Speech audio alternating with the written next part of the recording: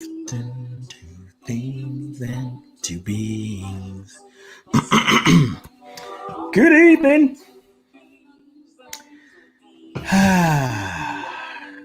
Let's take this off.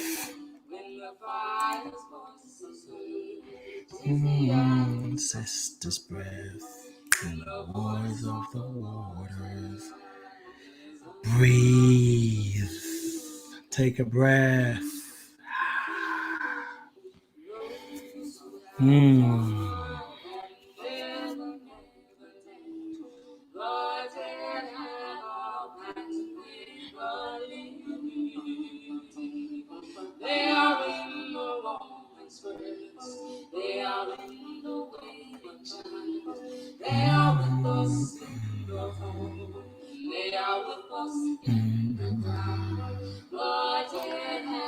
All right. Just I'm coming.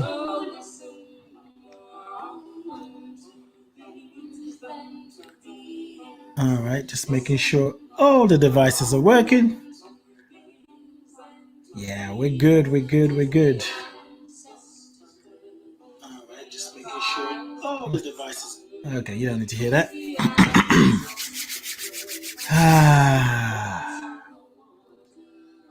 The ancestor's breath is breathing you, is breathing me. Good evening, good night, good morning, good afternoon, good day to you. Welcome to the House of Love. Welcome to the new space. Welcome to the, it's not really impromptu, broadcaster KS is in the house. All right, let me turn this down. So I'm streaming on IG in both my accounts, the Being You page and the Life Coach Ade page. All right, thank you, sweet honey. Sweet honey in the rock. They're rocking it. Who am I? I am Ade Anifowoshe, the son of Alimi Anifowoshe, the son of Esther Oluwafumilola Anifowoshe, the grandson of Alice Osho, and the grandson of Moses Osho, the grandson of Habibat Anifowoshe, and the grandson of Idris Anifowoshe, and a great-grandson of those who I don't have their names, but they live in me. Thank you, thank you, thank you. Today, Kwali. Kwali's in the house. You know what, Kwali? I got something for you. We have a video that we're giving away. If you send me, you got my email. Send me an email. I want to send you a video on African spirituality. You know, you're such a great supporter of my work, and I just wanted to share that with you. So you can send it through me inbox. I want to put this. I got too many things. I got IG, 2 accounts. Let me put that over here so I can see what's going on in the chat.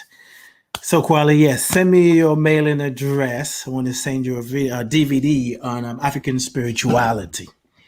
You're just so supportive of my work, and as my show of appreciation, yeah, I want to send you something.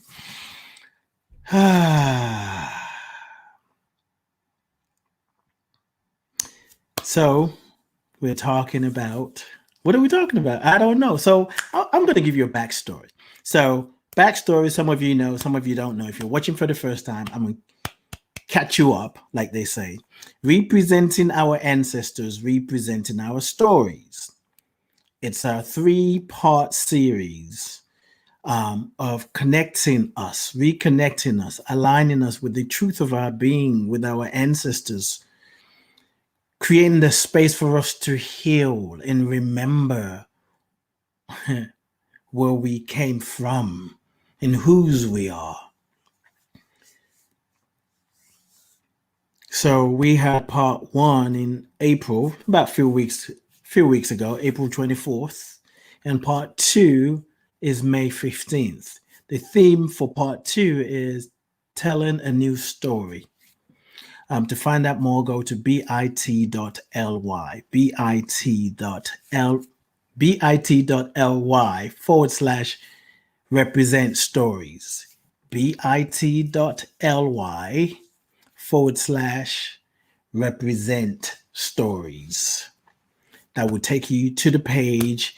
You can find out more information about it. Register. It's this Saturday. We've got 6 more days to go. And so we're talking about a new story, a new way of being, a new story, right? And I had a broadcast yesterday. The guidance that I got is to do broadcasts up to the event since Sunday. Well, the first one I started on a Sunday, so it just made sense to start on a Sunday with this one. And, representing our ancestors, representing our stories is exactly that. Is to represent ourselves to ourselves. Now, I want to tell you a secret. I have talked about this. You hear it on my podcast. If you listen to my podcast, I've shared it in many ways. And oftentimes when we're talking about spiritual awareness, spiritual qualities, spiritual tools, there is a lot of emphasis and focus on being of service to others, healing humanity, being kind, being empathic, supporting the community. And all that is important. But there is something so powerful when you are recognizing that the spiritual work that you're doing is for you first. It's for you first. And what other people get to experience is the work that you've done on yourself. They get to experience love. They get to experience your ancestors through you. And each one of us, we are responsible for all those who came before us. And I'm going to share this for those who may have missed it. These are the people that came before you. Those of you on IG, you won't see what I'm sharing. So sorry about that. Oops, I want to make sure that this computer is plugged in. We are responsible for those who came before us. They lived life the way they did, and they passed it on to us. Now, our responsibility is to carry forward what they passed on to us. Sometimes they passed on some of the things that keep us stuck, holding back. Sometimes they pass on things that help us find our ways.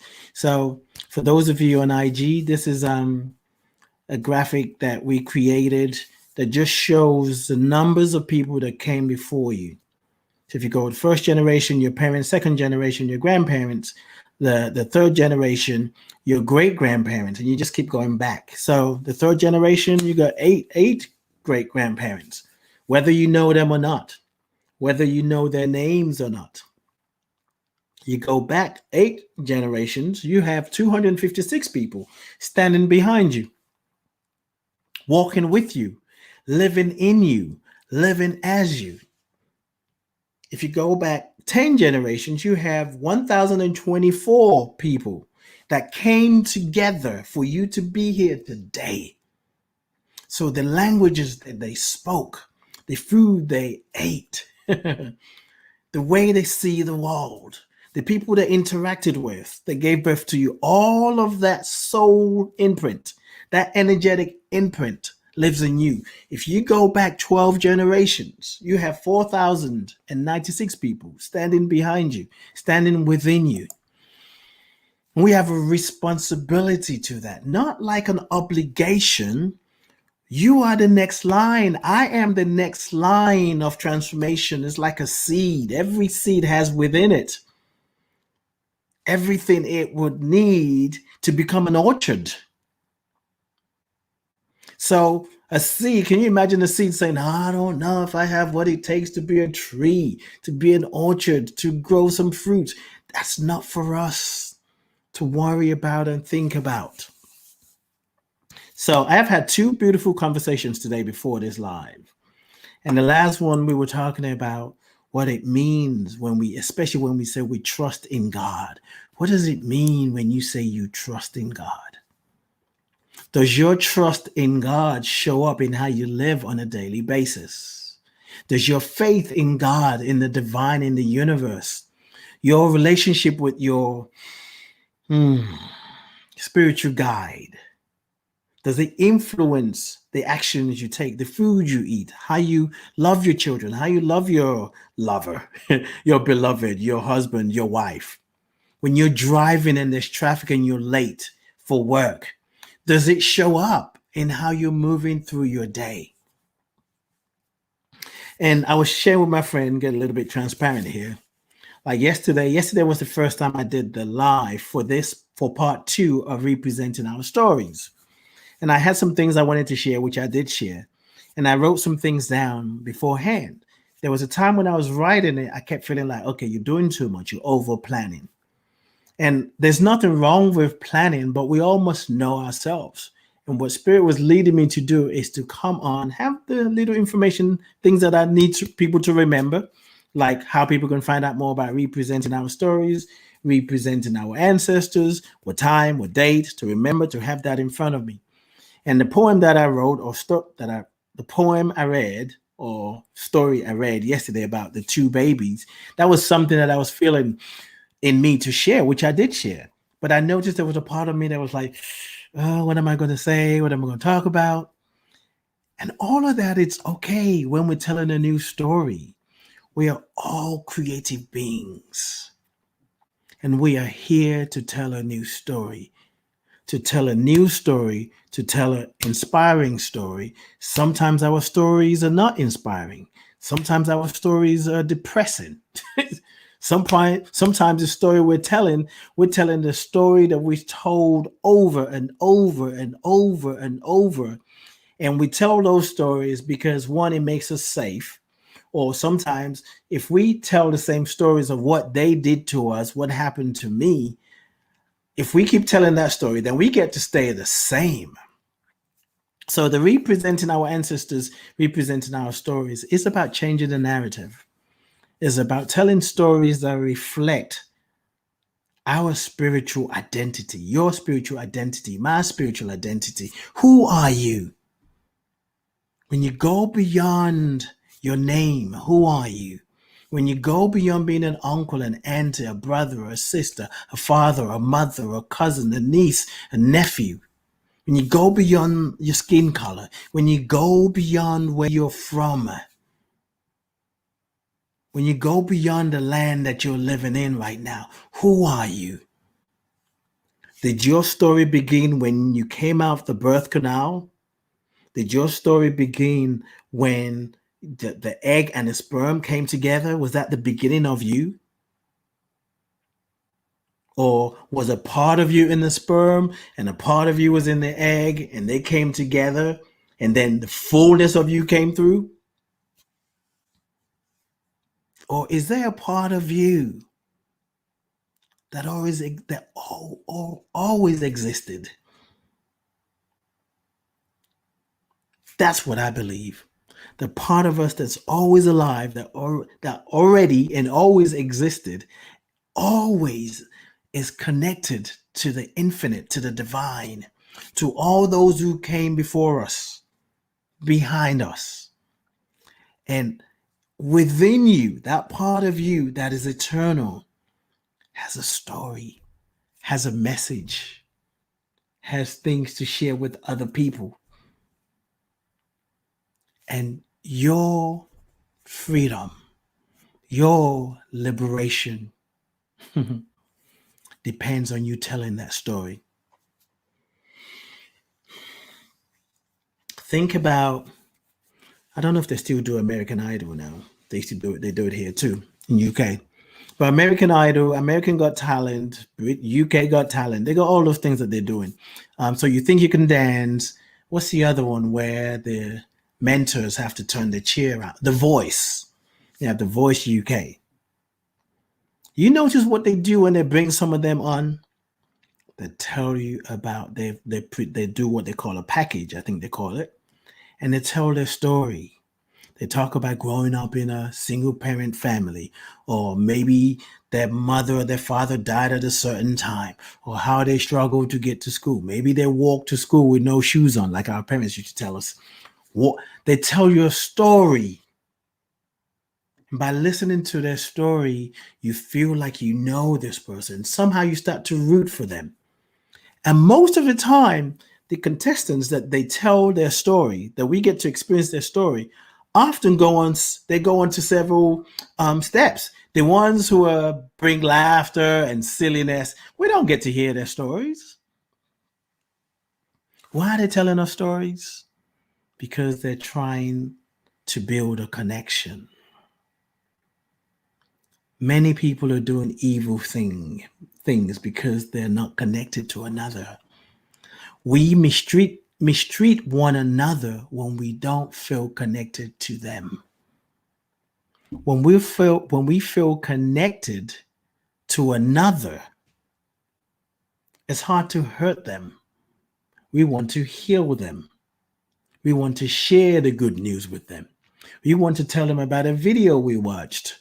We want to tell them about a stream that's happening. We want to tell them about a book we read, because we shared stories and we can recognize our humanity in them. So we are living in a time where there is so much going on right now on so many levels, and it's easy to get distracted. And the beautiful thing about what is happening, it is what's the word? It is not adding. I can't find the word. It's kind of like there, but it's causing enough pressure on our hearts and mind to squeeze out the best in us. Sometimes while we're being squeezed, I know a friend who used to say squoze. While you're being squeezed, sometimes you may want to let out a scream. You may want to let out anger. Sometimes it may be hurt. Sometimes it's confrontation.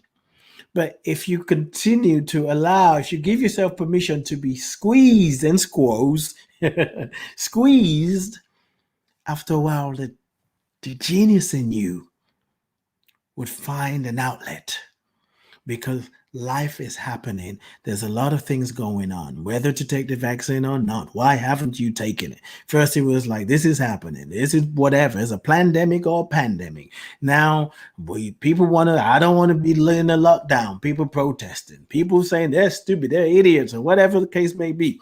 Now, people are having disagreements or checking each other. How come you're not vaccinated? Are you anti-vaccine? It's like, wait. Everybody get to do what they want to do. What are we afraid of? That someone's going to die? How selfish. Well, okay. We'll all have our opinions. And we can understand that our opinions is our opinions. However, if you're really trying to tap into somebody, connect with somebody, tell them your story. So we're living in a time that is calling for our story. What do you have to offer? Don't say you don't have anything, because you do. Your presence is enough. Your smile is enough. And it is important to tell a story, whether it's a story about your family, about your ancestors, about your life. The most important story you can actually tell, believe it or not, is the story about your life. What are your struggles? What are your challenges? What are the things that you've figured out? What have you discovered about your life? What have you learned today that has just caused you to feel liberated? What did someone say to you? What did your grandmother say to you? Your great-grandmother, your great-great-great-great-great-grandfather? Maybe you heard it in a dream, like the representing our ancestors, representing our stories. This came in a dream. How has the stories of friends, of elders, of a professor that really cared about you touched you? When we tell our stories, we set ourselves free. I don't know what's going on with this thing over here, but somehow my video went out, so I'm just going to leave it like that. Hang on, we're telling, yeah, whatever. What is the answer to what's going on? The injustice, the abuse of power, the hatefulness, the marginalization, the short-temperedness, the greed, depression, you name it, the suffering. The answer is us telling our stories. And there are many ways to tell the stories. You tell your stories the way that is authentic to you. Scientists would tell the stories the way that is authentic to them. What we sometimes do, what causes pain, is we think our story, my story is better than your story. Or the reason why your story is flawed is because it hasn't been proven by scientists. And scientists saying, well, we don't, unless we do some research, we don't know it's true. There's so much going on in the world that cannot be proved by scientists this lifetime and the lifetime after that. Dear Olivia is in the house. Thank you, my dear sister. I appreciate you, and I'm proud of you too. We're in this together. We're in this together. So, with all this going on in the world, if you want to heal it, tell your own story. Tell your story of guilt. Tell your story of shame. Tell your story of being triumphant. Show up to be with young people. Show up to be with an elder. Show up to be with your peers and tell your story. So this Saturday, May 15th, representing our ancestors, representing our stories, is an opportunity to give space to the stories that we're trying to let go of, a space for us to let the stories that we've been holding inside of us, let it dance, and then make ourselves available for stories that we didn't even know we were keeping. Stories that we didn't even know we had in us. Stories, the liberation stories. Do you know that your story can change the life of a racist person? Your story can heal someone who's about to die.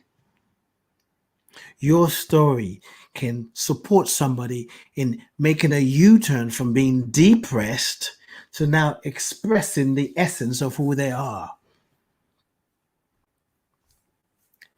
Maybe your parents never told their stories. Maybe there's a lot of things you don't know about your mother, about your father, about your grandparents, great-grandparents. You can tell the story. My mother doesn't talk to me about what happened about her past. My father doesn't talk to me. Okay, great. But what do you know about the impact of her not telling you those stories? Do you feel lost? Do you feel like you don't know your lineage? You can be the one to write a new chapter. We need to purge ourselves from stories that's been passed on to us, that we've been forced to accept as true, because those stories were embedded in us since childhood. And oftentimes they're rooted in pride for country. Wherever you are in the world, America does that very well. Pride for country. And it's okay to be prideful of the country that you were born in, where you live. But in being prideful, it's important to embrace the whole story. The good, the bad, the ugly. Whatever we can't be with won't let us be. Whatever we deny will find a way to reveal itself. Whatever we can't be with our own selves, it would constantly find a way to show up. So it might show up as us being a procrastinator or doing things that cause us to say, I'm afraid of success. We may be addicted to prescription drugs or recreation drugs. I don't know why they even call it recreation drugs. If it's recreation, why are we even tripping? I mean, it's recreation drugs. That means, when you want to have a bit of recreation, you can recreate. Some of those drugs, they recreate how you see the world. But whatever we hold within us, the stories we're not telling, the things we're ashamed of, the voices that we're afraid to express. When we don't make room, they will show up in other ways. They might even show up in physical dis-ease. How many people have healed themselves just by telling their stories? And as we tell these stories, we're telling the stories on Saturday, we're telling the stories of our ancestors. As you see it, as you feel it, as you know it, as you imagine it. So not just the fact that they were oppressed, you hear me say this quite often. Not that they were oppressed, they were enslaved, they had a tough time, they were wiped out by some plague, but a story of them being an expression, an extension of God. The story of them being a dreamer, a visionary, a jokester.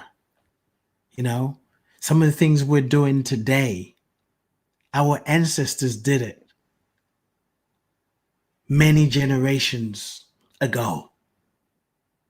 But somehow, intellectually, we can't imagine that. You know, people say, nobody's going to try and enslave me. If I would blah, blah, blah. But so many people are being enslaved right now, they don't even know it. And the enslavement, the enslaving is in their minds. I can't do that. There's nothing I can do about that. I'm going to just take care of mine. I don't care about nobody. You're enslaved when you feel that. So together we are coming to, hello there, Taylor FX and Jennifer just popped in. The real freedom is the freedom in the heart, in the mind, in the spirit, in the soul. Life is nothing but a bunch of stories. Everything in life is a story. We're telling the story of how we see it, what it means to us. Sometimes we're convinced that the way we see it is the way it is. And somebody else will look at the same scenario and give you an opposite version of what you're saying. And you're like, how could you not see what's there? Because we're all unique. So in times like this, we need a new narrative. We need to tell a new story. And this 3-part series is for people of African descent. Right now, we're gathering together to remember that we're not victims. So we don't need heroes. To remember that we are spiritual beings, powerful beings, that we're healers, magicians, and creatives. What's your story? And the truth is, you got this. If you're alive today, you've got everything you need to survive this life, to survive what you're dealing with. No need to pretend that nothing is happening. No need to be numb. However, when we are going through that and going through that experience, we can honor it. We can honor that I feel numb to life. We can honor the fact that I don't seem to understand what happiness is, or happiness keeps being one step ahead of me. I try everything. Just when I think I've done things I need to do to be fulfilled, happiness takes another step and jumps ahead of me. True happiness is within you, and it comes by telling your story. And there are many ways to tell a story. I tell the stories the way I tell my story. I tell it as a broadcaster. I tell my story as a writer. I tell my story as a healer. I tell my story as a drummer. I tell my story sometimes through sense of humor, being funny. You can tell your story as a mother, as a father, as a teacher. You can tell your story as a police officer. Check that out. You know? Just think about that for a minute. A police officer is out there really telling his own story, has no choice but to connect with another. So when he tells his own story, he recognizes that his experience is similar to the people that he's policing. And she would then take different choices. She will make different choices. She would think differently when she's engaged with somebody that might look different from her. A politician that tells his story. When she tells her story, we feel the shift. We understand that this person is about real change. What the world needs, people would say, is love. They said the world needs love. I don't know what's going on with this computer, but I ain't gonna worry about that right now. What the world needs is love, right? But how do you express that love? Through your stories, because your stories are expressions of your thoughts. Your thoughts are rooted in your beingness. So when you surrender to the yes, when you surrender to a vision that's calling you forward, just your presence will change people. I've been going for 30 minutes, 31 minutes now. It's time to release this. I'll be back. Well, I'll be back tomorrow. Well, actually, it's today for me now. For Ade Presents Being You. And tomorrow we have two great guests joining us. They get to tell their stories of adversity, of love, romance, and identity, and how they get to reprogram and restore their relationship to create a life that works for them. And then I'll be back with the lives on Wednesday, Thursday, Friday. And then May 15th, Saturday, 1 p.m. Eastern, 6 p.m. UK time. Join us. Let's grow together. Let's tell a new story. Let's weave our stories together so we can save one another. Well, the only thing that's saved, when you save another, you're really saving what it means to be human. You're saving one another by telling your own story. You got this. We got this. And all the things that's happening in the world that's heartbreaking really has no power over us when we remember that we are powerful, that we are spiritual beings having a human experience, and we have a story to tell. And that story is powerful enough to bring about a shift, a change, a new narrative.